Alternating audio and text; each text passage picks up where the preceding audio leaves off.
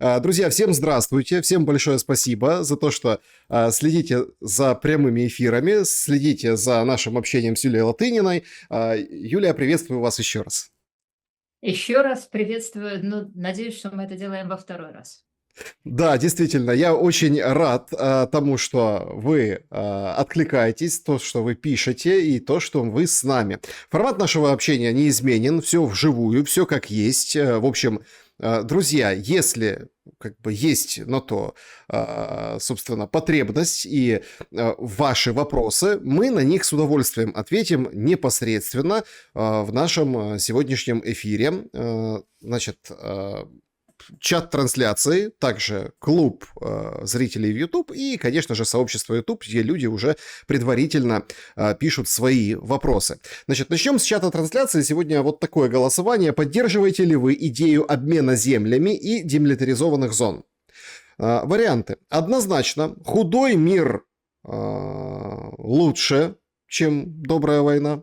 Нет, должна быть нормальная граница. Ну, то есть все, устаканились, провели пункты пропуска или какие-то там моменты. Ну, в общем, этих зон быть не должно. Значит, следующий вариант. Это признаки передышки. То есть это означает, что дальше будет какая-то война. Поэтому тут поддерживаю, не поддерживаю, как данность принимаю, что будет вторая серия. И четвертый вариант. Говорильня просто и отвлечение внимания. Никто на это не пойдет и никаких перемирий не будет ни под выборы, ни под обмен землями, демилитаризованные зоны. А как вы смотрите на этот самый острый вопрос вот текущих дней? Демилитаризованные зоны и обмен землями. Я склоняюсь к четвертому варианту, потому что мы видим, что довольно хлипкий мир из 28 пунктов, который предложил Трамп, и который и так был невыгоден России, потому что, ну, стыдно это повторять, но давайте повторим, что когда какая-то страна наступает и имеет стратегический успех, то, естественно, ей невыгодно останавливаться. Чтобы она остановилась, ей нужно предложить какие-то достаточно большие морковки, которых, на мой взгляд, план Трампа не предлагает, а те морковки, которые он предложит и через несколько месяцев. А, соответственно, с одной стороны, это невыгодно России, а с другой стороны, это невыгодно, как мы очень хорошо видели, Зеленскому, потому что пока война идет, колесо едет, не надо избираться, имеешь внешний общак, имеешь золотой унитаз, то есть ну, просто все карты против. А с третьей стороны, это невыгодно Европе, которая не сильно может помочь Украине, но зато сильно может нагадить Трампу, чем она, собственно, и занимается. И Зеленский бегает и говорит: Европа, пожалуйста, нагадь Трампу. И Европа говорит: есть! Украине мы не поможем, но Трампу мы нагадим. И в ситуации, когда Украина из американского актива, вот из той антироссии, которая она была, и которая действительно приносила пользу как актив, стремительно превращается просто в пассив, который, проигрывает войну, и, солидаризируется с Европой, которая, в свою очередь, из американского актива, из американских систем американских буферных государств превращается вот в гирю, вплоть до того, что, ну, Трамп, конечно, не выйдет из НАТО, слишком ценный актив, но просто Разве вы так думаете?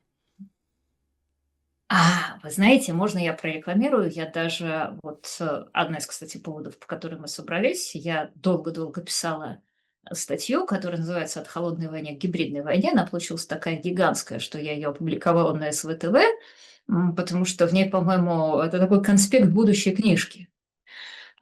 Согласитесь, тема-то. И вот как раз одна из тем этой статьи – это НАТО как большой актив США, как способ буферизации Европы, превращения Европы в систему буферных государств, которые и какие риски с собой это несло, и почему эти риски сейчас реализовались. Вот мы это видим в системе, просто в новой доктрине безопасности, в которой сказано, что Европа, конечно, не главный враг США, вернее, Брюссель не главный враг США, но после Китая, похоже, второй. И вот в этой ситуации произошла совершенно, на мой взгляд, абсолютно невероятная история, когда Украина и даже Европа по состоянию на сегодня из безусловного актива превратились не просто в пассив, а вот Зеленский превратился в такого Пригожина. Вот Вот это сравнение. Вот вам здравствуйте. Добрый вечер. Зеленский это Пригожин? Смотрите, Для что кого? такое Подождите, для кого Пригожин для Зеленский? Трампа? Зеленский это Вы Пригожин для Трампа. Да, смотрите, а что вообще такое система буферных государств, что такое система клиентских государств, клиентов или просто каких-то людей или подразделений, которым, как Пригожину, вы делегируете право на насилие? Извините, пожалуйста, вот это вот все. Трамп, Хексит, где боеприпасы? Вот это вы имеете в виду? Так, А погодите, разве не похоже? Вы сразу поняли, да? так а что? Трамп, Так а Хельсинки, где давайте, боеприпасы? так а давайте Где бабло? развернем ВСУ, так сказать, и пойдем на Вашингтон за справедливостью. Так, а вы смеетесь? А я видела тут пост какого-то редактора бывшего украинского Форбса, который ровно примерно это и предлагал. Начать военные действия против американских баз или, по крайней мере, быть готовыми к ним в Европе, что-то в этом роде. Я сейчас немножко о другом. Вот как была устроена эта прокси-война? США делегировали Зеленскому право на насилие, право на принятие решений, в том право на принятие на военные действия.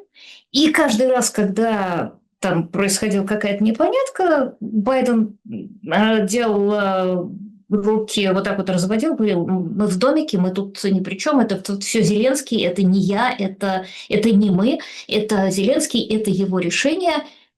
И вдруг, как это очень часто бывает в ситуации, когда вы делегировали кому-то право на насилие, особо часто с этим встречались, знаете, в Средневековье королей.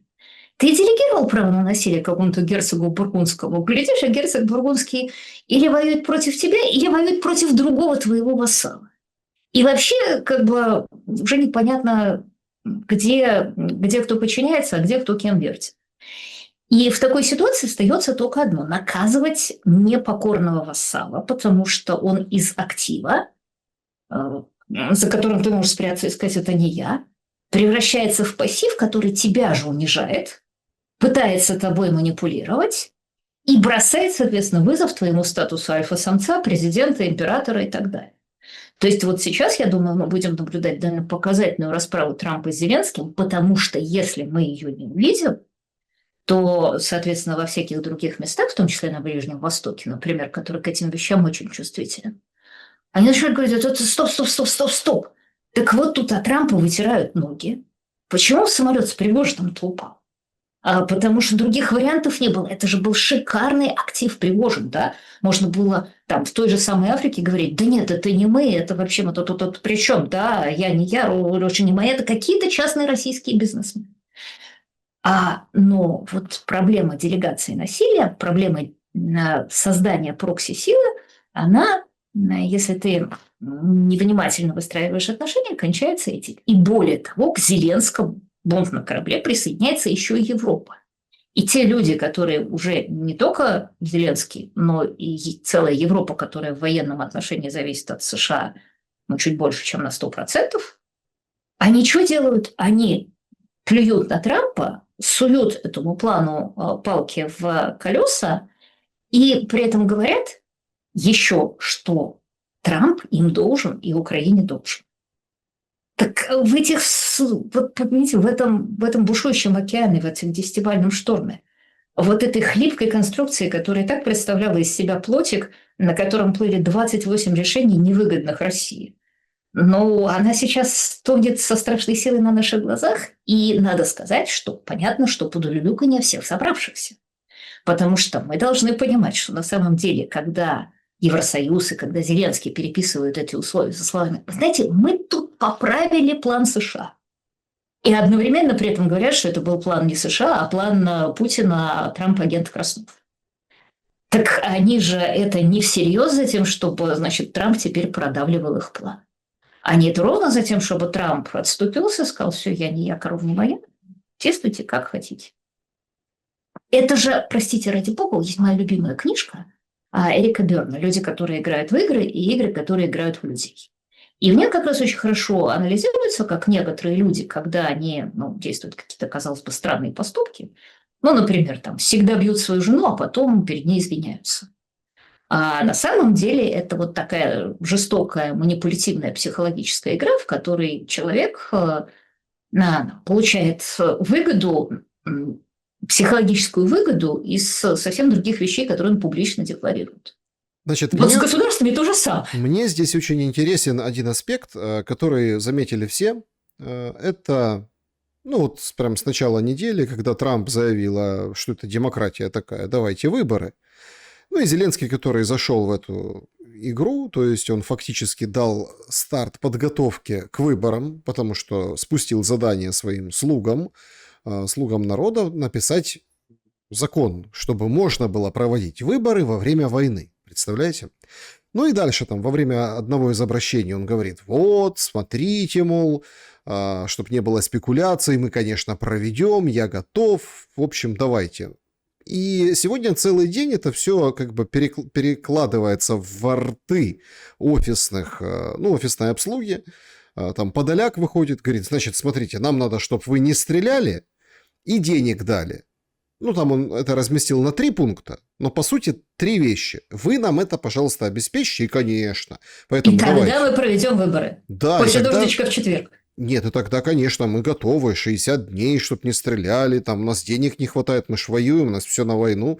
Дайте, обеспечьте финансирование и так далее. И, знаете, тут возникает... Всегда же надо держать в уме вопрос цены. Вот сегодня поразительно, конечно. Поразительно, значит, разные паблики, специфические, военные, говорят о контрударе ВСУ в районе Купянска. И прям тут, как черт из табакерки, возле одной из стел, давайте все-таки будем объективны, туда не заходили россияне. То есть это вот как раз такая угол, да, Купянска, там не было. Ну, там серая зона и 500 метров или 500 метров до серой зоны. Короче, там есть какое-то расстояние. Но на самый передний край отправляется Зеленский, записывает 39-секундное видео под звуки там разрывающихся каких-то снарядов, сбивается, демонстрирует всем, что он обновил себе iPhone и говорит важную вещь, что это, ну, в общем, работа ВСУ, это как бы вот укрепляет нашу дипломатию украинскую и, в общем, поможет на переговорах. Значит, ввиду этого сразу несколько вопросов. Зеленский зачем это сделал? Почему ему нужно было рисковать жизнью перед встречей с Мерцем в понедельник? Ну и опять европейцами, он опять туда поедет. И как вообще это соотносится, вот это геройство, которое было продемонстрировано и усилено всеми обслуживающими телеграм-каналами, на самих переговорах? Ну то есть о чем переговоры? О чем с ним будут говорить после этого? Вот такой вопрос. Смотрите, давайте разведем. У нас 2 блока вопросов. Один называется «Будет ли Зеленский проводить выборы?», а другой про Купянск. С чего начнем? Ну, они связаны, я считаю. Ну, это мое мнение. Смотрите, ведь это все ради того, что поддержать этот флер, который был искусственно запущен.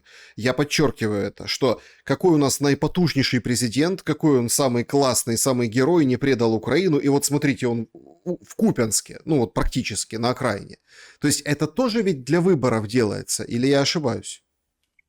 Смотрите, я предлагаю 2 эти вопроса, которые, безусловно, связаны, тем не менее, просто они настолько в них много вкусных подробностей, обсудить сначала выборы, потом Купянск. Первое. Вот заявление Трампа можно считать, по большому счету, одной из частей кампании по уничтожению Трампом Зеленского.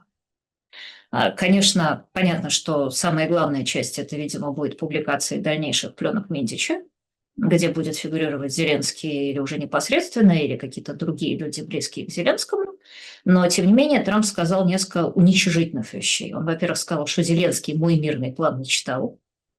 Это термоядерное заявление. Вот это просто означает, что вот когда ты это говоришь, то есть американский президент в течение нескольких месяцев работает над мирным планом, забыв все дела, забыв там страдания рабочих в Висконсине и так далее, и так далее. И после этого он говорит, а вот этот, которому, собственно, я задницу спасаю, вернее, спасаю его страну, потому что мирный план Трампа – это способ предотвратить стратегическую победу России, это способ предотвратить обрушение фронта. Это вот когда уже все валится, в последние минуты сказать, а давайте тут мириться. И плевок такой в лицо со стороны Зеленского и со стороны Европы, естественно, требует более важных вещей, чем слова. Я не сомневаюсь, что на самом деле главными ответами будут не слова. Собственно, часть этих ответов мы уже видим, это пленки Медича. А более того, там другая часть этих ответов – это прекращение обмена данными, прекращение поставок оружия и так далее, и так далее. Но вот в том, что касается слова, мы видели два больших тоже копья, направленных к Зеленскому. Не стоит переоценивать. Мы обсуждаем слова вместо того, чтобы обсуждать реальные вещи, но просто в данном случае мы просто обсуждаем символы вместо того, чтобы за ними кроиться. И, конечно, несмотря на то, что Трамп отвечал на вопрос, а это всегда важно, потому что Трамп не сам сказал, что типа хорошо провести выборы, а все-таки его спросили. И он в ответ сказал, что да, хорошо провести выборы, и с моей точки зрения вероятность того, что Зеленский проведет выборы, крайне невелика. Но я бы оценила ее в районе 3-5%, потому что чисто теоретически можно было бы себе представить, это был бы неплохой политтехнологический ход, если бы прямо в разгар войны срочно Зеленский взял под козырек, не приходя в сознание, не отвлекаясь от телемарафона, не разрешив ни одной конкурирующей политической партии, никакого конкурирующего реально кандидата в ускоренном авральном порядке провели бы выборы и сказали, перелегитимизировали Зеленского. Я думаю, что этот бы проект мог быть реализован, если бы у Зеленского был соответствующий, хоть какую-то надежду давал его рейтинг. То есть даже если с телемарафоном и прочим, и просто снимая людей с выборов или отправляя неправильных агитаторов на фронт и так далее, можно было это реализовать. Судя по всему, когда рейтинг замерили, то поняли, что шансов нету, и, соответственно, я думаю, что реальная тактика Зеленского будет заключаться в том, что он побежит к европейским партнерам с жалобами, а этот нехороший дядя Трамп хочет вот такую нехорошую вещь с Украиной сделать. Европейские партнеры, так же, как они закрывают глаза на золотой унитаз, они тоже закроют глаза на то, что в Украине нет выборов. И, собственно, слова подалека о том, что «а сначала обеспечьте нам 60 дней мира», они, прекрасный повод, дают прекрасное представление о том, как дальше будет действовать офис президента Зеленского, потому что вот есть выражение «после дождичка в четверг». Я уже давно предлагала его дополнить фразой «когда Трамп даст томагавки». Помните, была такая очередная перемога? Ходили и кричали, что сейчас Трамп даст томагавки, а потом это куда-то слилось. И я предлагаю это, конечно, дополнить фразой «когда Зеленский проведет выборы». Но, видимо, Зеленский проведет выборы, когда Трамп даст томагавки. И когда рак на горе свистнет. Это, значит, про выборы. Теперь Купянск. Смотрите, конечно, никто не знает в точности, что происходит на фронте. Но я хочу обратить ваше внимание на два момента. Во-первых, Россия наступает по всему фронту. И у России есть, как я уже сказал, стратегическое преимущество. И мы все время видим с этим вместо реальной борьбы какую-то пиар-борьбу. Нам еще совсем недавно говорили, что нет, с Покровском все хорошо, Покровск не пал, Мирноград не в окружении и так далее, и так далее. Постойте. И вдруг мы сегодня слышим, что Купянск не пал. Александр, мне кажется, это как-то... Покровск? В Покровске Соловьев. Сегодня. Да, потому что обратите внимание, что это было как с выходом ВСУ из Курской области. Нам все время говорили, ВСУ не вышло еще из Курской области, ВСУ не вышло еще, вот есть еще село, а потом как отрезало и стали говорить, что ВСУ не вышло еще из Покровска. Погодите, нам же только что люди, они помнят, чего им говорили. Им 2 дня назад говорили, что в Покровске и Мирнограде, можно сказать, все почти хорошо. И даже все совсем хорошо. А теперь им говорят, что в Купянске хорошо. То есть с точки зрения пиара, обратите внимание, что это переключение внимания.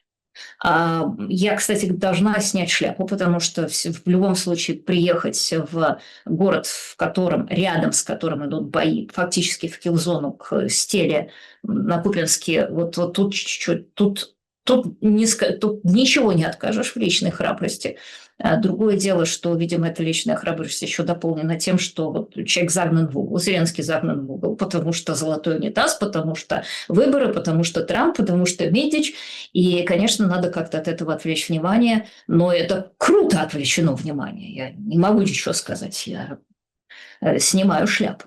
Но обратите внимание, что произошло в Покровске. Я, конечно, простите, в Купинске. Я готов вам предложить, скажем так, две интерпретации событий.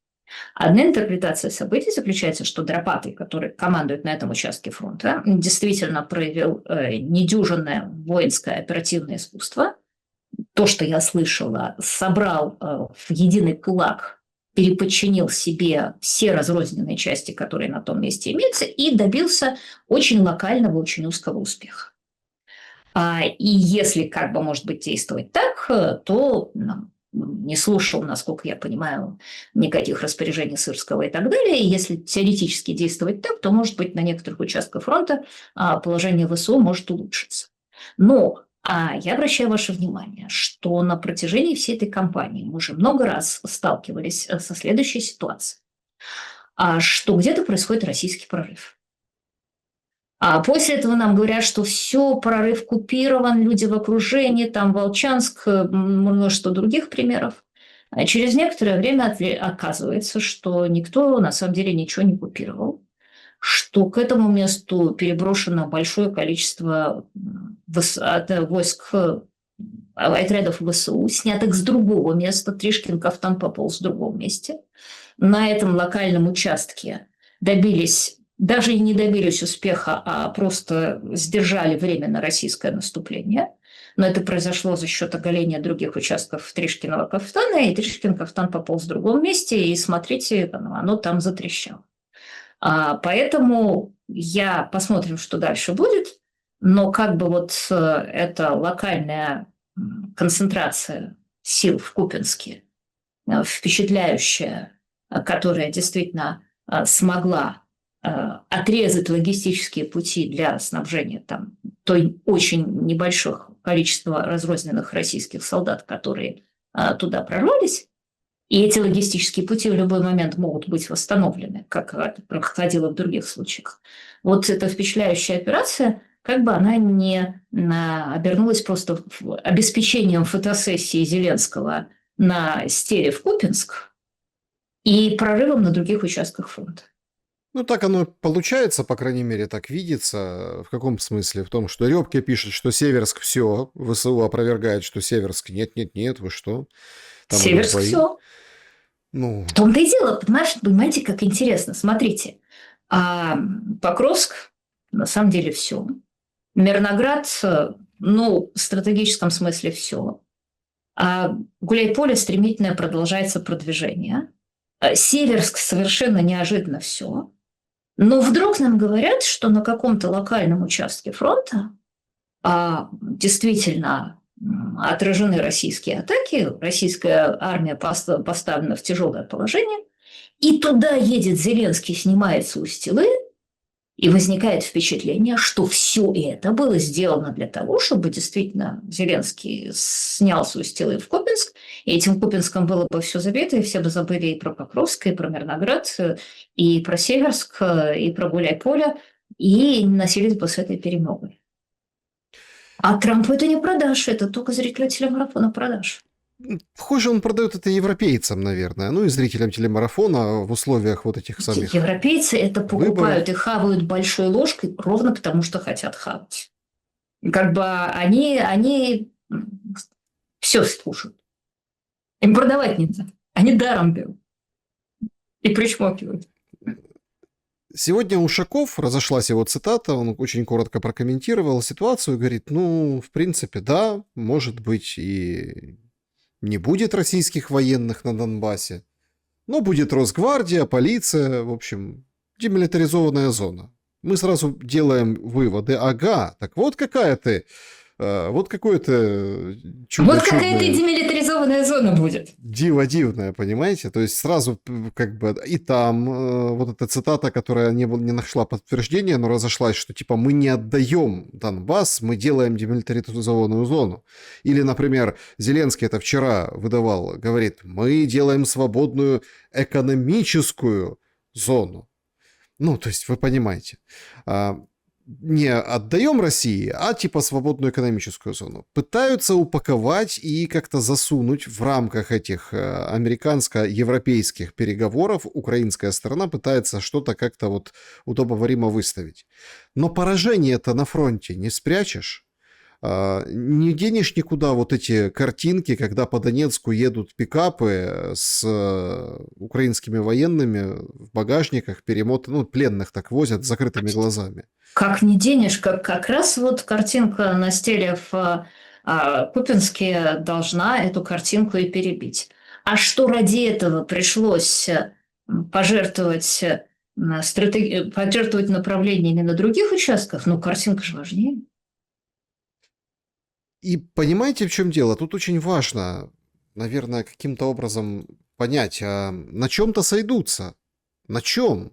Ушаков, когда говорит о том, что демилитаризация вот такая будет, возникает ведь масса вопросов. Он сегодня сказал тоже, что, возможно, там какие-то будут предложения, которые не устроят российскую сторону. Ну, мол, это все канет в лету. На что реально готова Россия сейчас, как вам видится? Смотрите, я, во-первых, обращаю ваше внимание, что вот посреди вот всех этих больших кругов, большого крика, российская сторона как раз очень осторожно себя ведет и практически ничего не говорит. И я бы сказала, Васька слушает да ест. Васька слушает да наступает. Меня слышно? Потому что я куда-то делась. Более того, я бы осмелилась заметить, что вот я на месте российского генштаба Славянск и Краматорск не торопилась брать. Потому что, как мы видим, если взять Славянск и Краматорск, то американцы скажут, ну вот и выполнено условие, вот Донбасс ваш, поэтому заключайте мирное соглашение. А Зеленский со своей стороны тоже может сказать, ну вот на нет и суда нет, я же Славянск и Краматорск не отдал, они сами улетучились, поэтому давайте останавливать войну. А вот на месте российского генштаба самое умное, что мог бы он сделать, это, конечно, сделать так, что большая часть украинских войск будет сконцентрирована в Донбассе, обороняя Донбасс, потому что если Славянск и Краматорск падут, то типа вот эта российская тайная мечта, да и война кончится, если это произойдет. И наступать в это время в другом месте, вот пользуясь тем же самым принципом, то, что Тришкин кафтан, если в одном месте сконцентрировать, в другом при нехватке войск будет рваться. Особенно, конечно, в Запорожье, да и в Днепропетровской области, собственно, ровно это мы и бить. Мне кажется, наиболее вещь, которая больше всех устраивает российскую сторону, с стратегической, военной и политической точки зрения, это наступление, продолжение давления на фронте, потому что Россия это не так дорого стоит. Это сепаратная договоренность с Трампом, при которой Путин договаривается с Трампом, вынося эту войну за скобки и действует так, как будто ее нет. И это на самом деле, собственно, судя по всему, главный итог этих соглашений. Потому что вот там вопрос, зачем Путин договаривается с Трампом, если ему невыгодно останавливать войну. Может быть, мы об этом отдельно поговорим, может быть, можем даже сказать прямо сейчас, что в результате Путин получил очень много плюсов. Один из них заключается в том, что договоренность между Путиным и Трампом напрямую означает признание со стороны США, что они действительно вели прокси-войну, что договоренность между Путиным и Трампом напрямую означает окончательный выход Путина из международной изоляции. То есть это не только тот человек, который говорит «Си» и Нарендра Моди, это с Китаем и с Индией, это тот человек, который говорит с Соединенными Штатами. И совершенно неожиданным бонусом явилось то, что в результате сопротивления Зеленского этим договоренностям Зеленский стал превращаться из американского актива в американский пассив, И возникла вот эта вот ситуация, когда просто я не верю своим глазам. Трамп говорит Зеленскому э, смирно шагать на Ать-2, а Зеленский говорит, Зеленский пытается натравить на Трампа Европу и усиленно делает вид, что ему ничего этого не говорят. И более того, возникла еще более потрясающая ситуация, при которой, как я уже сказала, всю ту гигантскую буферную зону, которая представляла из себя сначала западная, а потом и присоединившаяся к ней Восточная Европа, весь ЕС и все НАТО, которую в течение 30 лет, ну, по крайней мере, с 97 года, ну, с 91-го, но с 97 года Соединенные Штаты строили гигантскую буферную зону, превращали Европу вот в систему своих буферных государств, вдруг из системы буферных государств это стало оборачиваться в систему враждебных Америке, враждебных Трампу государств. И все это, обратите внимание, произошло в результате того, что Трамп и Путин вели переговоры.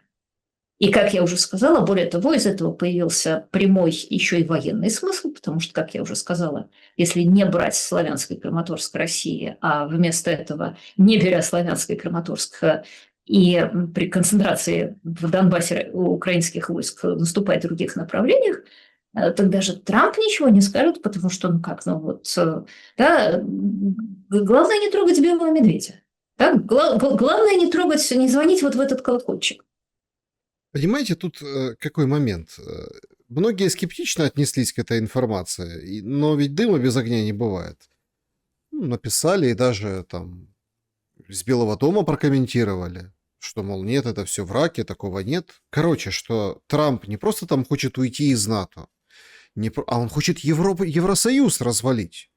Там Австрия, Венгрия, вот так создать пояс таких стран, как бы, которые выдернут из Евросоюза, а вот эти евробюрократы с Урсулой, которая вчера очень жестко говорила, Трамп, руки прочь от нашего суверенитета, хотя позиция Урсулы фон дер Ляйен никакого отношения к самому понятию суверенитет не имеет, скорее всего, наоборот, пожиратель суверенитета, скажем так, стран-членов, это вот Еврокомиссия и надстройка над Европой. А Трампу действительно выгоден вот этот развал Европы? Ну вот условно какие-то страны, с которыми он особенно дружит, Италия называется тоже, скажут, ну, Европа, а мы частично хотим быть в Евросоюзе, а больше как бы полагаться на себя, ну и на Трампа, конечно же. Смотрите, развал Европы в настоящий момент, да, тактически выгоден Трампу. Ровно потому, что Евросоюз стал слишком большим, и Брюссель стал соперником Вашингтона.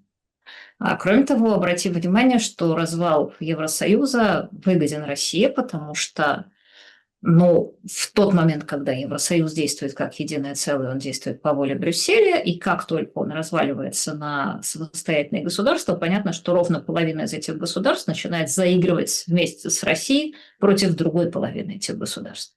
Это, собственно, естественное состояние Европы на протяжении XIX века. Но тут я позволю себе как раз вот вернуться к своей статье и сказать, что вот вдумайтесь на самом деле, в какой странной с точки зрения мировой истории ситуации мы жили последние 30 лет. Мы вот все время, кстати, говорили «Запад». И употребляли это слово в значении некого нечеткого множества стран, которые объединены членством в двух наднациональных образованиях ЕС и НАТО. Ну и несмотря на то, что они не всегда соглашаются с директивами всех этих образований, тем не менее они образуют нечеткое, но совершенно реальное целое. И вот я хочу обратить ваше внимание, что, во-первых, такая ситуация совершенно парадоксальна, потому что 6 тысяч лет существует государство, они объединяются различными способами, например, там в империю, Римская империя, или там по признаку веры, христианский мир. Но обыкновенно границы обозначены довольно четко. Нельзя, например, там, входить в состав Франции и одновременно не входить. Но вот за последние 30 лет после распада СССР мы действительно наблюдаем уникальное государственное образование, которое называется Запад, состоит из двух других надгосударственных образований НАТО и ЕС, причем это разные организации. НАТО – это организация, в которой доминирует США, а европейские страны играют роль военных буферных государств. Каждая из них при этом недостаточно сильна и лишена достаточной армии, чтобы защищаться поодиночке, но все вместе они добавляют вспомогательных войск сюзерену. И это совершенно намеренное положение дел, потому что, например, одна из причин расширения НАТО и даже одна из причин Югославской войны это опасение того, что Бундесвер серьезно возрастет после объединения Германии.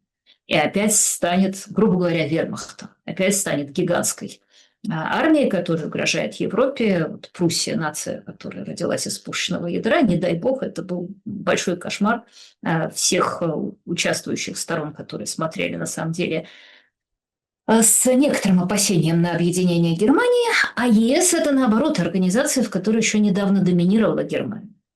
Теперь, конечно, все больше доминирует евробюрократия. Понятно, что интересы НАТО и ЕС могут быть противоположны в ряде случаев друг другу. И вот мало кто отдает себе отчет, насколько такая структура вообще необычна для человеческих цивилизаций, насколько она необычна для Европы, которая всегда была разрознена, и насколько она неустойчива, потому что тут мы можем перейти к чему-то другому, а можем, собственно, как раз порассуждать о том, как после 1991 года эта организация создавалась и что вообще такое буферное государство. Смотрите, тема буферного государства как раз-таки это может вряд ли подходить к Украине сегодняшней, может завтрашней или послезавтрашней, понимаете? Нет, это 100% буферное государство, я должна вас разочаровать. Нет, смотрите, потому что с точки зрения государственного строительства, то, за что сейчас идет война, и то, что прозвано независимостью Украины, у нас называется война за независимость, ну вот так официально в законе так назвали, это независимость абсолютно другого государства, с другим, не знаю, там, с актом о суверенитете, с другими условиями, на которых оно создавалось, с другими принципами и понятиями. Война изменила его уже разительно, изменит послевоенный период еще более неузнаваемо. Ну а буферное государство в классическом понимании с определенными выгодополучателями то ли на Западе, то ли на Востоке, от существования такого буферного государства появится, наверное, через одну итерацию. Я имею в виду там политическую. Как вам думается, в чем смысл дальнейшего существования Украины на вот этих рельсах, да, ну, на вот этих, которые... Для Украины или для Смотрите, Украины, или для условных США, соседей. или для условных соседей? Условных соседей. На Западе и на Востоке. Ну вот смотрите, сегодня я почему не объединяю, говорю, там, Европейский Союз или, например, там, Российская Федерация. Сегодня приехал к Лукашенко гость из Соединенных Штатов Америки. Ну, вот так взял и приехал, понимаете? И они говорят, вот, понятно, о чем они будут говорить, да, там, поддержание экономики, санкции, вот это все, то есть у них все идет нормальные контакты.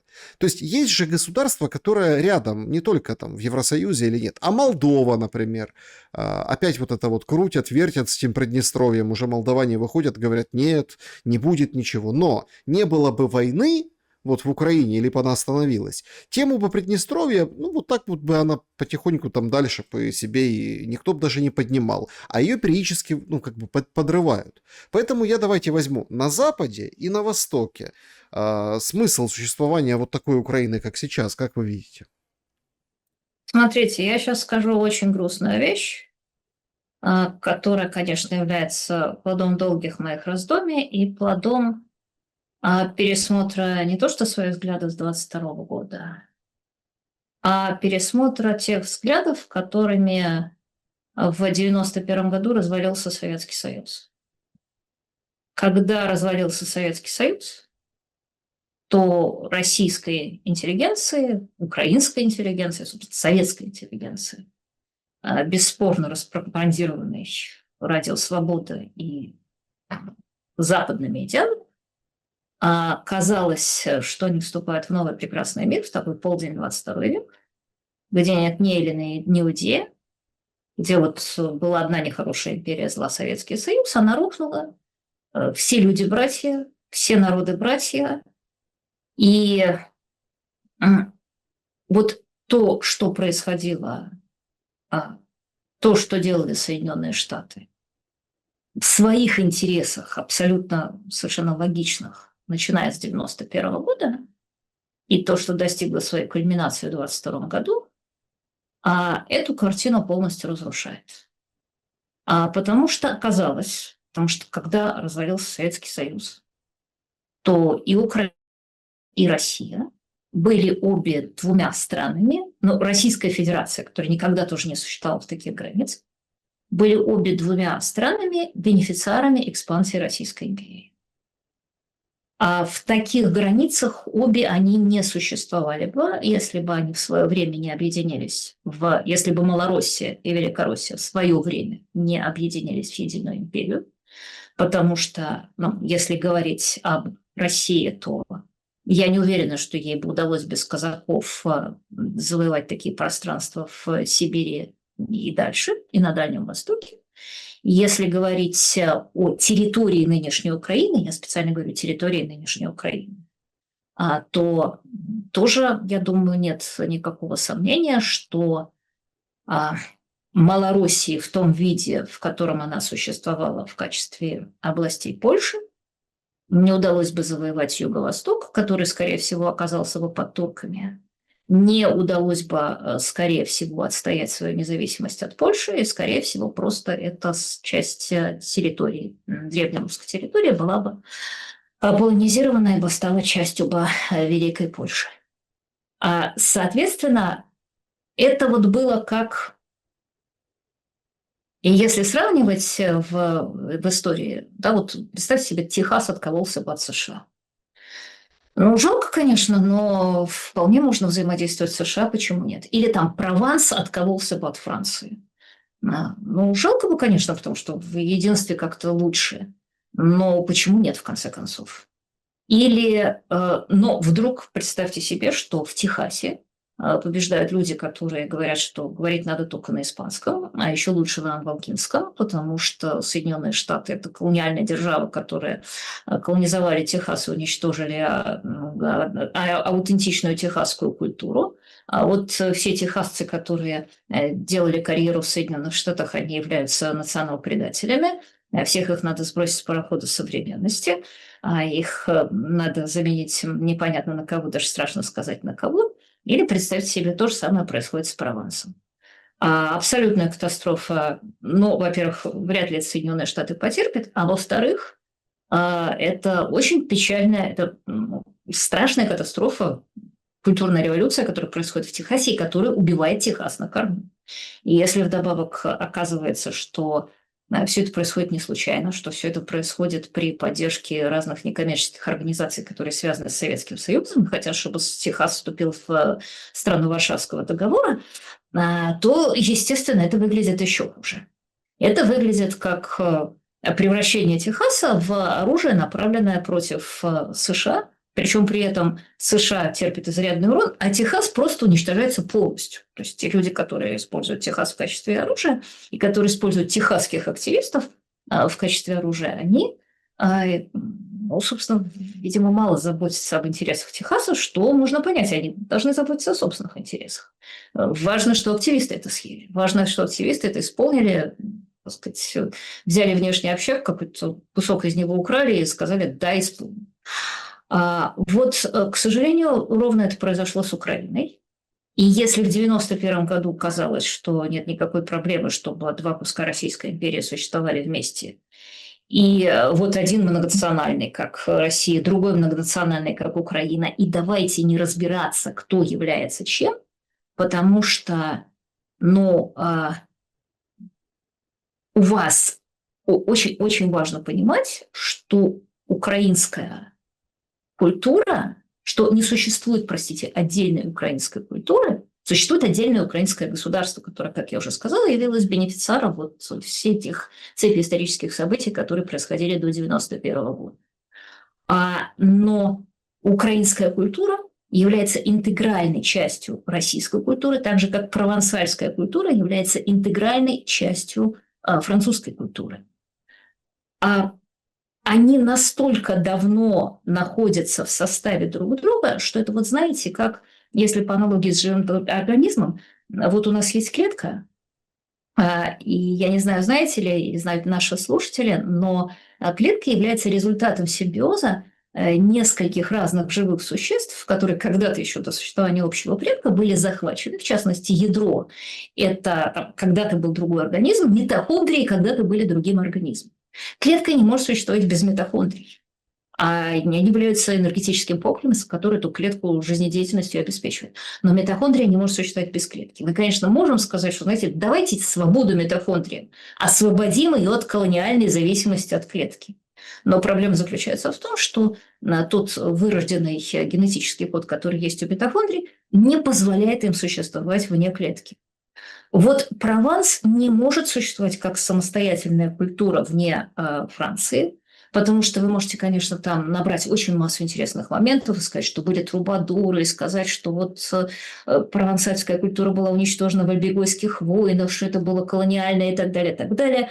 Вспомнить каких-то людей, которые говорили на окситанском языке, и там, типа того же самого Д'Артаньяна, и назвать их национал-предателями, что они делали карьеру при дворе Франции.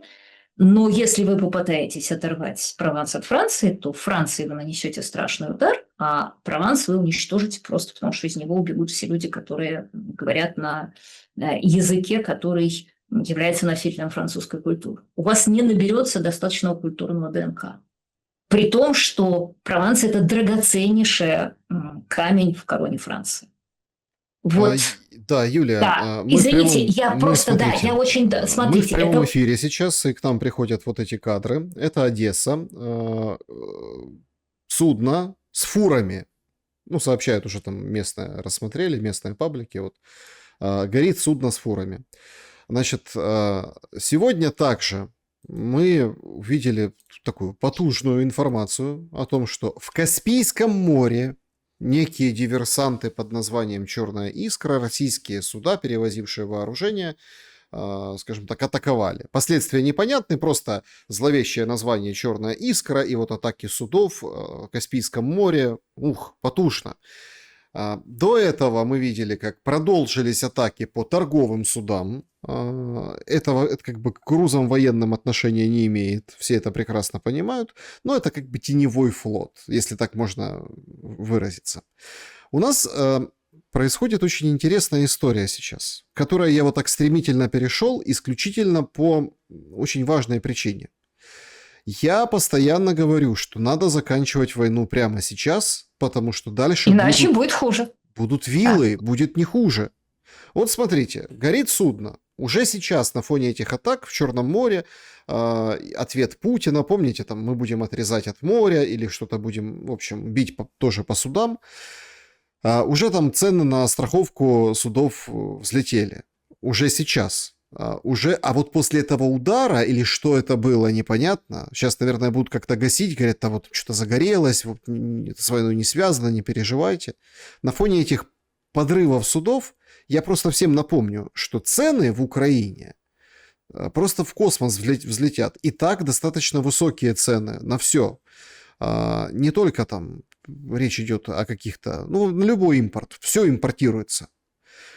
Соответственно, это все инфляция, это все бедность, это все плохо, хотя и сейчас нехорошо, будет еще хуже. Но Зеленский делает ровно так, как вы разобрали с городами. Да? В Покровске Соловьев, Рёбке Северск уже разрисовал, говорит, нет Северска. Но Зеленский у Купянска возле Сцеллы, где-то там на выезде, демонстрирует, что нет, мы победим. Точно так же выглядят эти удары по судам. Одно дело, когда ты атакуешь военный корабль, это вроде как война. Но этот же корабль, который там тянет нефть или тянет еще что-то там на своем борту, он же тебе не может ответить. То есть вывод. Или надо его охранять, что в разы удорожает вообще любую перевозку и в принципе делает ее невозможной. Или нужно делать в ответ. А тогда Черное море, простите, это будет тяжелая экономическая зона, и судоходства там не будет. Но Зеленский на это сознательно идет. Как будто думает, что у него есть план. Журнал, что он соответствует его действия плану. Журнал «Атлантик» говорит, что якобы, мы не знаем, мы журналу «Атлантик» доверяем в этом отношении, что Трамп говорит, да, бейте. То есть этот вопрос, он как бы вообще мимо ушей, бейте, мне все равно. Получается, это как бы согласовано с Америкой. Но, простите, воды Черного моря омывают страны НАТО, союзников типа. А они как? Они вообще в шоке, если честно. Сегодня встреча там Путина с Эрдоганом, это, если хотите, коснемся, но это отдельная история. Что движет сейчас Зеленским и действительно ли убьют судоходство в Черном море? Зеленским движет одно – желание сорвать мир во что бы то ни стало. Причем я обращаю ваше внимание, что этот мир не выгоден России, но в том-то и дело, что этот мир выгоден Украине, но этот мир не выгоден лично Зеленскому. И, конечно, все эти фокусы с судами – это вроде фотосессии у Стелы Скупинска. Только возникает вопрос о цене этого для Украины и для, соответственно, окружающего пространства. Потому что, поймите меня правильно, мы понимаем, что в войне все средства хороши. То есть, это достаточно смешно говорить, вот это здесь бейте, а вот здесь не бейте, а вот здесь мы повесим красный знак. А другое дело просчитывание последствий. И последствия в данном случае заключаются в том, что в самом начале войны была заключена зерновая сделка, которая не была выгодна России, которая была выгодна Украине, которая давала Украине больше денег. И Россия, соответственно, воздержалась от ударов. И это, очевидно, должно быть взаимно. Если пока Россия не отвечает, как мы видим, никак на эти удары, если Россия начнет на эти удары отвечать, то акватория Черного моря превратится в место, где ничего не ходит. Соответственно, ничего не заходит в Одесский порт. Соответственно, это очень сильно ударит по Украине. Но в ситуации, когда вы ведете войну на внешний общак, и когда чем вам хуже, тем больше вам дадут денег, или, по крайней мере, тем больше вы попросите, и тем больше золотых унитазов можно сделать, как мы видим, для Зеленского это не является большой проблемой. Это, собственно, и является ответом на ваш вопрос, который вы меня спросили в лоб, а я начала ходить вокруг да около. Я вокруг да около начала ходить не случайно, потому что это ответ на вопрос, который еще бы я никогда бы не дала несколько лет назад в мире, в котором нет ни Эллина, ни Иудея, и который для меня лично очень тяжел. Потому что оказывается, что Украина в качестве самостоятельного государства превращается в разменную монету, и она может существовать либо в качестве буферного государства России. И, кстати, в таком случае обратите внимание, что она очень неплохо живет. Либо она может существовать, это очень большая была ошибка крымских государственных деятелей, вернее, политиков, что они могут перебить крышу, потому что в качестве классического буферного государства Украина США не нужна. Она нужна в качестве расходного материала. Это совсем другая история. И вот мы видим, что, собственно, действия Зеленского показывают, что для него интересы Украины не важны, а важны его собственные личные интересы выжить вот в этот момент. И, естественно, возвращаясь к вопросу, почему Россия не собирается останавливаться. Допустим, Россия остановится. Но вот в существующей ситуации, допустим, Россия подпишет мирный договор или хотя бы прекращение огня. Понятно, что в существующей ситуации, когда на толпу, на массового избирателя действуют прежде всего эмоции, победит человек, который будет делать то же самое, что Зеленский, который будет жить за счет внешнего общака, который будет играть роль жертвы, который будет объяснять, что нам всем Запад должен, который при этом будет обсуждать со своими друзьями на русском языке, как двушечку послать в Москву, и который все это будет сопровождать той самой абсолютно нацистской риторикой, скорее, да, чтобы не использовать это слово всуе, скажем, квазинацистской или левонацистской риторикой, которая будет рассказывать...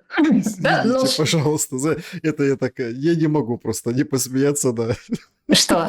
на формулировке левонацистская риторика по отношению к Зеленскому и к режиму. Это Нет, смешно, да. одну секундочку. Левонацистская риторика – это самая популярная риторика сейчас среди левых в западном мире, потому что я объясню, что такое левонацистская риторика. Левонацистская риторика – это, например, когда ходит афроамериканец по Америке и говорит: «Я жертва, мне все должны», а белые, они по определению расисты, и они никак с собой ничего не могут сделать, потому что они расисты, поэтому они мне должны, и сколько бы они мне ни параться не платили, они все равно мне останутся должны. И даже если он при этом говорит, что всех белых надо убить, то его никто не останавливает и говорит: поскольку он жертва, ему можно.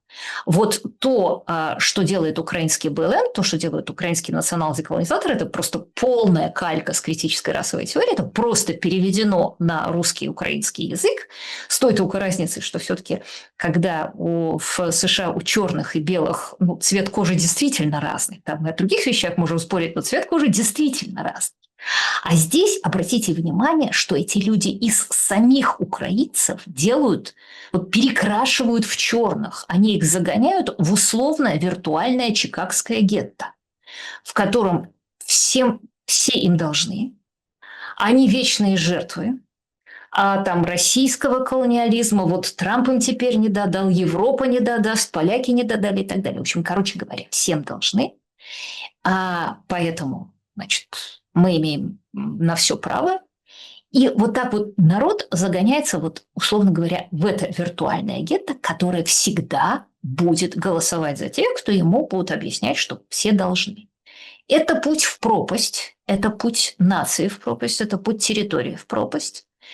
И, откровенно говоря, в ситуации, когда Украина или какая-то ее часть остается независимой, я не вижу ни одного механизма в современном мире, который это может остановить. Ну хорошо, а членство в ЕС? Сейчас спор разгорелся, правда, в общем, шпальтах, да, на заголовках газет. Financial Times пишет, что Украина передала Трампу, планы там вписали, что до 1 января 27 года Украина, или 1 января 27 года, вступает в Евросоюз. Но потом сейчас там как-то переписывают, говорят, карьера Дель Эсера, говорит: не-не-не, подождите, нет там такого, успокойтесь, не разгоняйте это. То есть, видно, торопят. Понимаете?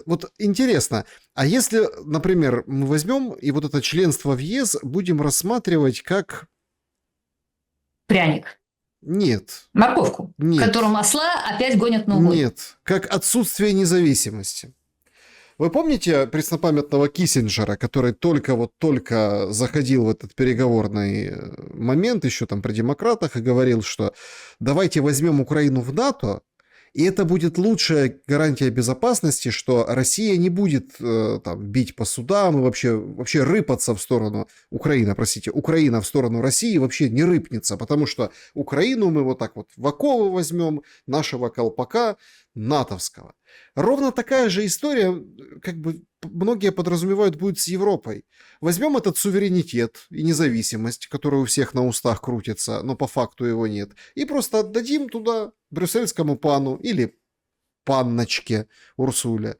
И, собственно, будут дальше и жить. И вам накладывается эта история с буферным государством, и там роб с крокодилами какой-то.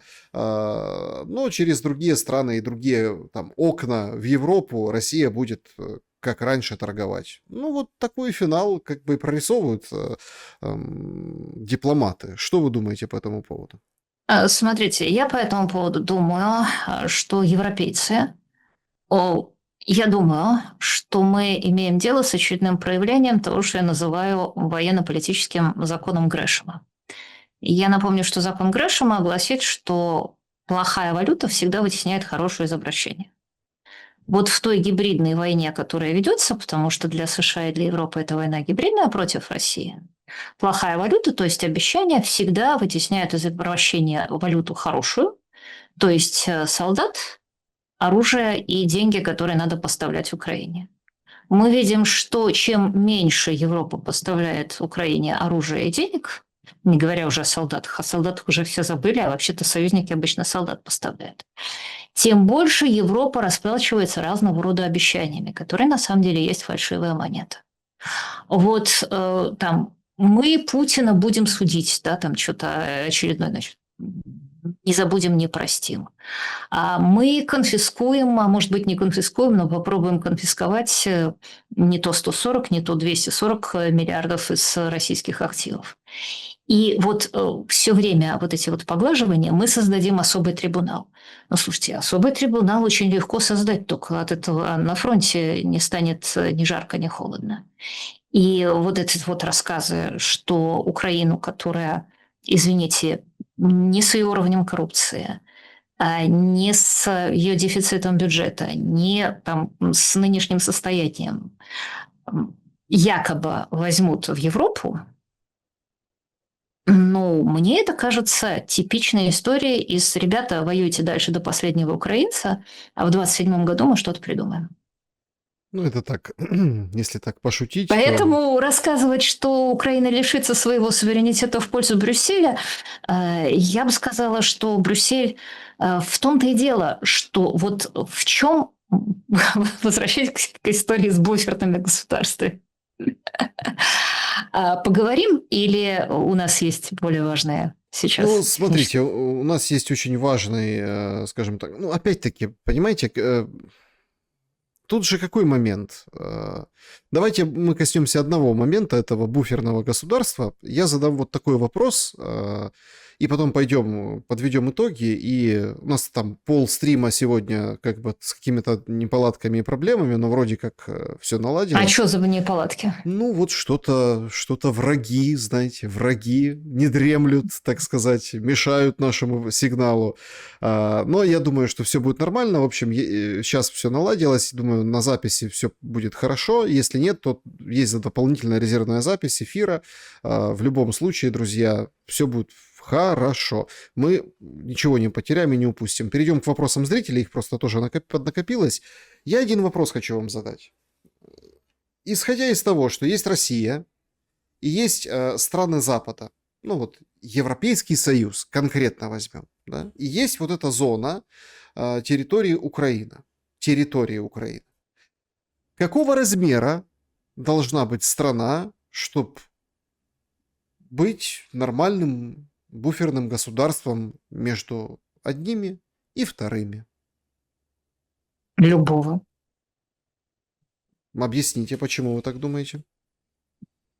Ну, потому что это зависит чисто от ситуации на Земле. Вот так получилось, что Украина в 91 году имела такого рода территорию. Собственно, в значительной степени все беды начались из-за того, что вместо того, чтобы или федерализоваться, что был бы, конечно, наилучший вариант, или просто сказать, что там здесь все равны, русский язык официальный, если не государственный, украинский язык государственный, и устроиться по образцу Швейцарии, а потихоньку сначала активистам, а потом правящим классом через НКО завладевала эта ужасная идея, что вот есть страшная имперская Россия, жертвой которой мы являемся, и каким-то образом территории Юго-Востока или там территории центра, которые тоже говорят по-русски, все города, которые говорят по-русски, они каким-то образом должны быть деколонизованы. Но это означает, что вы строите вот Галичину от реки до моря, и рано или поздно это вызовет столкновение с Россией, что и вызвало столкновение, собственно, с Россией. И, собственно, единственный вопрос всегда у меня к украинским деколонизаторам был: ребят, если вам так не нравится Российская империя, вы хотите ее расчленения и отказа от имперского наследия, ну, пожалуйста, начните с себя. Ну, территория России далеко, а вы покажите пример. Дайте, соответственно, западные земли, которые были захвачены Сталином, Польша или Австрия, по вашему усмотрению. Там еще, значит, кусочек Словакии, кусочек Венгрии причитается. А дайте что-то там Молдове или Румынии в Бессарабии. Юго-Восток, даже не знаю, кому возвращать. Но если не карачаевцам, как Ну, смотрите, потомкам тут очень тюркских племен. тяжелая риторика. Просто последние события и вот эта война, она показала то, что да, ценность квадратных метров невысока. Нет, ценность квадратных метров, к сожалению, в этой войне высока. Я имею в виду не в том плане, не в человеческом. Я имею в виду, вот смотрите, что после этого остается, да? И мы видим вот Купянск или там Покровск. Ужас что! Ужас! Там что, вдохнуть туда жизнь после вот этих боестолкновений? Я не знаю, что нужно, какую золотую антилопу нужно пригнать, чтобы она копытцем била и, в общем-то, выделяла на это деньги. Это очень тяжелый труд послевоенный. Нам покажется, ну, если не сопоставимым, то где-то, может, местами даже и больше нужно средств и сил, чтобы восстановить после Великой Отечественной войны, да, вот отдельное. Ну, не все, давайте тоже будем. Отдельные, но не все населенные пункты. После того, как, условно, там нацисты зашли, нацистов выбили. Поэтому, вы понимаете, от того, что это там расстояние какое-то, дистанция от сих до сих, но сама дистанция, как мы видим, уже не является фактором безопасности. Да, летит дальше и глубоко. Тогда вот абсолютно кажутся бессмысленными вот эти огромные жертвы людей, которые там кладут свою жизнь. Ну, вы правы были выше. Из-за политической хуцпы, ну, конкретно, допустим, Зеленского, например, да, или там вот политического какого-то шарма, который он хочет проявить где-нибудь на переговорах с кем-то. Смотрите, во-первых, мы должны отдавать себе отчет, что эта война действительно идет за территории, и что территории имеют значение. Это то, что я никогда бы не подумала после 91 года, но это вот просто некоторый факт политической жизни. Это конечно, Россия хотела бы иметь весь юго-восток Украины и весь выход к Черному морю. Другое дело, там вопрос и всю левобережную Украину. Другой вопрос, получится ли это у нее. По крайней мере, в первой итерации я в этом сильно сомневаюсь. И одно из основных правил владения территорией в данной ситуации заключается в том, что да, пусть эта территория будет пустой, но, по крайней мере, ей не владеет мой противник. Эта игра не просто с нулевой суммы, а это игра на уменьшающуюся сумму выигрыша. Но, тем не менее, нанесение стратегического ущерба существующему государству Украины само по себе является для Путина плюсом. Это первый вопрос. Территории имеют значение. Те территории, которые осваивала Российская империя, нет, она не может допустить, чтобы они оказались в руках государства, вся суть которого то, что оно за внешний общак направлено так или иначе в грудь России. Второе. Как эти территории населять? Это самый тяжелый вопрос, потому что впервые в истории человечества мы сталкиваемся с ситуацией, когда рождаемость в обеих странах очень плохая, а когда сражаются не 18-летние, когда сражаются реально 40-50-летние, причем с обеих сторон, когда вместо того, чтобы у вас было там, я не знаю, у женщины 5 детей, из которых 2, правда, все равно умерли в возрасте до 5 лет, ну, а вот другие пошли на войну и там убиты, и все равно еще осталось достаточно детей, чтобы населить те территории, которые будут захвачены, мы, да, впервые сталкиваемся с ситуацией, когда этого народонаселения просто может не быть. И на самом деле демографический кризис – это кризис номер 1 во всем мире, вернее, во всем западном мире. Но вот если мы посмотрим на Мариуполь, вот видите, там Мариуполь отстроен, все там живет, движется и шевелится. Может быть, там чего-то сильно не так, чего-то будет еще исправлено, но тем не менее мы видим, что находится чем заселить эти территории, были бы территории. Вот такой жестокий ответ. Потому что, знаете, в конце концов, рождаемость на Западе уже с 50-х, с 40-х годов достаточно низкая. Я не знаю, знаете ли вы, что вот, ну, мало того, что там какое количество сотен тысяч немцев погибло в бомбардировках, но тем не менее города были снова заселены. Я недавно с удивлением узнала, что во время операции по высадке в Нормандии союзники разбомбили и убили не менее 15-20 тысяч мирных французских граждан. Это, кстати, к вопросу о потерях в этой войне. Потому что, кстати говоря, потери-то среди мирного населения с обеих сторон в этой войне на самом деле не очень по сравнению с другими войнами большими. То есть они меньше количества вот этих вот мирных французских граждан, убитых собственными бомбами союзников при высадке в Нормандии. Они пока в районе 14-15 тысяч человек, причем это совместно, это с обеих сторон и на территории России и Донбасса тоже. И, соответственно, возникает вопрос, на самом деле, другой. А приедут ли эти люди обратно в эти разоренные города?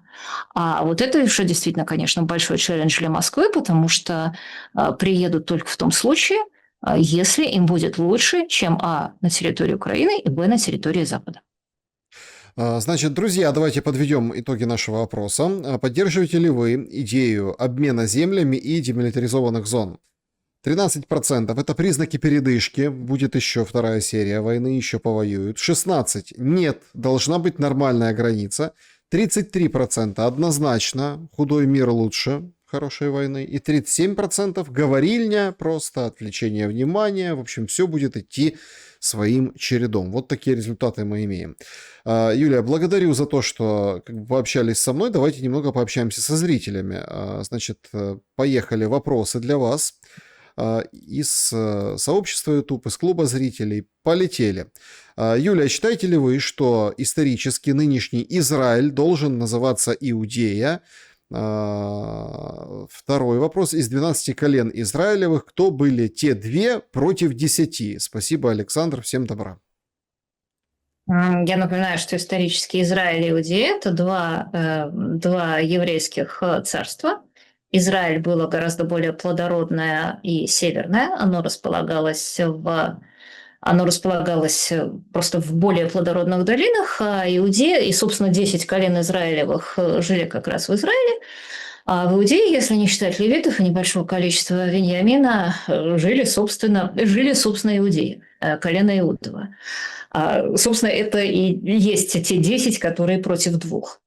Так вот, Иудея была горной и каменистой, и как раз, кстати, отношения между Израилем и Иудеей, напомню, были иногда очень плохие, так же, как между Россией и Украиной, что не мешало им быть единым народом. И, кстати говоря, тут я не могу не сказать одну, мне кажется, очень важную вещь. Я напомню, что царство Израиля прекратило существование первым, оно в 722 году было завоевано ассирийцами окончательно. Иудея еще оставалась. И вот тут есть очень важный момент, который заключается в том, что именно в этот момент это было это было в правлении царя Ешкияху. С учетом того, что у обеих государств, как я уже сказала, между ними постоянно были войны, в значительной степени в части своей истории Иудея была вассальным государством более богатого Израиля. Израиль, кстати, был просто одним из самых богатых процветающих государств с самой большой плотностью населения в 8 веке до нашей эры на Ближнем Востоке. Но просто в силу географии он не мог быть большим государством, потому что, просто когда вы горные, вы все равно всегда маленькие, даже если вы в плодородных долинах. Так вот, одна из самых важнейших историй, которая произошла при царе Хискияху в 722 году и позже, заключается в том, что в течение очень короткого времени население Иерусалима, который до этого времени был просто большой горной деревней, возросло в разы. В десятки раз. Он действительно превратился в гигантский город с искусными ремесленниками. И это произошло за счет того, что Иудея вместо того, чтобы закрыть дверь населению Израиля со словами: ну, вы тут немножко не так говорите и немножко не так верите, и вообще вы какие-то генетические рабы, вас завоевали ассирийцы, идите нафиг. А наоборот, их приняла. И вот это, собственно, вот этот жест Хискияху и реформы религиозные, которые он провел, собственно, и предопределила будущую роль Иерусалима и будущую роль евреев в мировой истории. Так, следующий. Всегда ставьте на объединение. Никогда никогда не пользуйтесь несчастьем ближнего своего, чтобы плюнуть ему в рожу и сказать: ты не такой. Да, следующий вопрос Лина Востроилова. По Стругацким: фашизм – это диктатура этнической группы. Вопрос: в Европе начнется фашизация или солидаризация? Я не знаю такого определения Стругацких. Фашизм – это тот строй, который был при Муссолини. Это фашизм в его современном понимании – это слово, которым воспользовалась коммунистическая пропаганда, прежде всего пропаганда Вильяма Менценберга, для того, чтобы заклеймить капиталистов и для того, чтобы любые режимы, которые противостоят светлому социалистическому будущему, назвать фашистами. Собственно, практически в этом же самом значении это слово употребляет современная левая тусовка. Они называют фашистами всех, кто не считает, что пол ребенку надо менять в 3 года. И это слово потеряло значение. Это, знаете, вроде слова «арианин» в церковной полемике в V веке. Да? В IV веке, простите. Да. В чате шутит пользователь Александр. Задайте, пожалуйста, Юлии вопрос. Почему девушки за вегетарианство, но Бог убил Адама и Еву за яблоко? Может быть, вегетарианство убивает, а не мясо? Насчет вегетарианства не знаю. Веганство убивает совершенно точно. Но если, значит, вспоминать Библию, то я напомню, что как раз Господь сказал, когда Адам и Ева жили в раю, они питались чисто веганской пищей. Когда их выгнали, им тоже сказали, что они должны в поте лица добывать хлеб свой без атапеха тоха ляха. И напомню, что есть плоть разрешил Господь только после потопа. Вот. В связи с этим, если можно выступить на секунду в другой своей ипостаси, историка христианства, и напомнить своей книге «Христос, тысячелетие Иисус. Историческое расследование», я просто напомню, что исторический Иоанн Креститель, то есть, точнее, тот персонаж, который нам известен как Иоанн Креститель и который известен Иосифу Флавию как Цадок, праведник, пророк, основатель 4-й секты, он на самом деле не ел никакой саранчи, а он питался исключительно плодами деревьев, он ел исключительно веганскую пищу, и, собственно, вот тогда на рубеже 2 тысячелетия назад как раз родилось очень много, и от него пошло множество миллинаристских движений, которые как раз характеризовались тем, что никакого не только мяса они не ели даже хлеба. Они питались тем, чем Адам и Ева в раю. Они ели то, что приносят деревья. И, соответственно, видимо, в оригинале, когда списывали с арамейского оригинала, дело в том, что саранча на иврите херубим. И это очень похоже на керубим, это плоды дерева кероб, плоды кератонии. Это, возможно, одна из причин, по которой произошел неправильный перевод. Так что в оригинале Цадок, но, кстати, за ним, вероятно, Иисус Христос, не ели не только мясо, но, возможно, и хлеба. Так что были веганами. О боже, тут приходят новости, что глава Пентагона Хексет отстранил командующего армией США Дрискала от участия в мирных переговорах по Украине на фоне слухов о том, что он может быть назначен на его пост.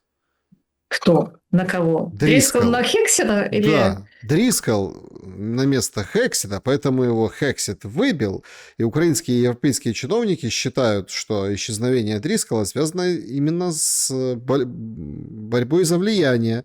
Его относят к группе Венса, значит, другая влиятельная группа формируется вокруг Рубио, но это так пишут британцы за Telegraph, поэтому как-то так.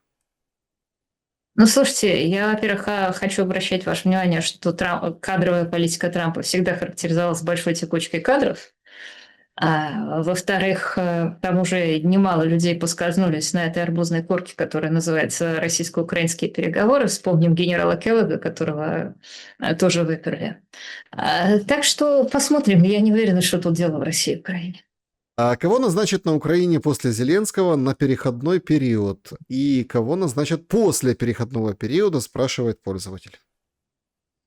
Я думаю, что пакт Трампа-Путина, не то, что этот пакт будет обязательно выполнен, я думаю, что он, конечно, имеет тайное соглашение, тайные примечания в виде того, кто все-таки будет обеспечивать переходной период.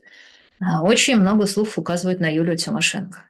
Но это совершенно не значит, что это осуществится, потому что, как мы видим, человек предполагает, Еврокомиссия Зеленский располагает. Трамп предполагает, а Зеленский и Еврокомиссия исполняют. Это да. Значит, вообще, конечно, это интересные, конечно, моменты. Да, то есть там Безуглая выступает уже с видеообращением, что кто, не вопреки, какая блестящая операция в Купянске. Ну, в общем, начинается опять этот такой, знаете, украинский срач, который хотят остановить, но никак не остановятся. Даже в этом, казалось бы, в этой вспышке или проблеске пиар победы Зеленского, который фотографируется. Это же фиолетовый луч. Это же вот, извините, что я опять буду цитировать свою книжку, это придет Мессия в блеске молний с войском ангелов на облаках и уничтожит всех врагов дыханием огненных уст своих. Да, друзья, всем большое спасибо за сегодняшний эфир. Я очень благодарен за то, что вы, ну вот, во-первых, как выдержали начало, но вот, в принципе... А что там было? Ну, какие-то враги пытались Ну вторгнуться ладно. к нам. Как говорил Представляете? Наполеон, никогда не объясняйте злым умыслом то, что можно объяснить случайным стечением обстоятельств или непрофессионализмом. Я имею в виду в данном случае не вашего человека. Случайности не случайны, Юля. Случайности не случайны. Но в любом случае, всем большое спасибо, что побывали на нашем сегодняшнем разговоре. Юлия, благодарю за время и мысли. Вам спасибо. Друзья, берегите себя. Всем добра и света. Увидимся.